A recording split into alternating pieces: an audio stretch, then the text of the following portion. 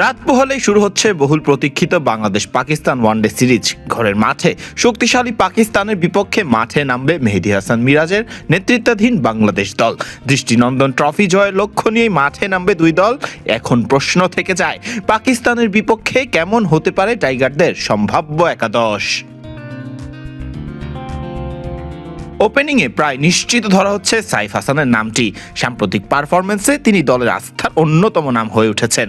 তার সঙ্গী হিসেবে আলোচনায় আছেন তানজিদ হাসান তামিম এবং সৌম্য সরকার। শেষ সিরিজে সাইফের সঙ্গে দারুণ জুটি গড়েছিলেন সৌম্য, আবার তামিমও আছেন বেশ ফর্মে। তাই ওপেনিংয়ে কে সুযোগ পাবেন তা ম্যাচের দিনই পরিষ্কার হবে। টপ অর্ডারে 3 নম্বরে থাকবেন নাজমুল হোসেন শান্ত। তার ব্যাট যত কথা বলবে, বাংলাদেশের সম্ভাবনাটাও ততই উজ্জ্বল হবে।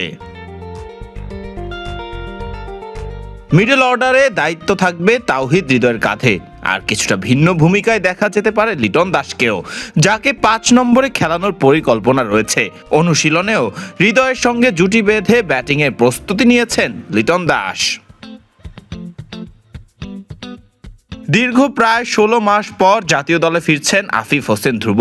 ব্যাটিংয়ের পাশাপাশি স্পিন দিয়েও দলকে সাহায্য করতে পারেন তিনি। অধিনায়ক মেহেদী হাসান মিরাজ থাকবেন অলরাউন্ডার ভূমিকায়। ব্যাট ও বল দুই বিভাগেই গুরুত্বপূর্ণ অবদান রাখার প্রত্যাশা থাকবে তার কাছ থেকে। স্পিন আক্রমণে বড় ভরসা রিশাদ হোসেন। কোচ মুস্তাক আহমেদের তত্ত্বাবধানে অনুশীলনে নিজেকে আরও প্রস্তুত করেছেন রিশাদ। অন্যদিকে পেস আক্রমণের দায়িত্বে থাকবেন তাসকিন আহমেদ এবং মুস্তাফিজুর রহমান।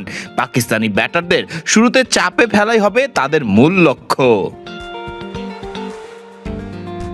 তৃতীয় পেসার হিসেবে সুযোগ পেতে পারেন নাহিদ রানা অথবা শরীফুল ইসলাম। দলীয় সমন্বয় বিবেচনায় তাদের মধ্য থেকেই একজনকে বেছে নেওয়া হতে পারে। সবকিছু ঠিক থাকলে বুধবার দুপুর 2:15 শুরু হবে সিরিজের প্রথম ওয়ানডে। আর প্রথম ম্যাচ জিতে সিরিজে এগিয়েই যেতে চাইবে টাইগাররা। ফারদিন রহমান সকাল, বিডি ক্রিক টাইম।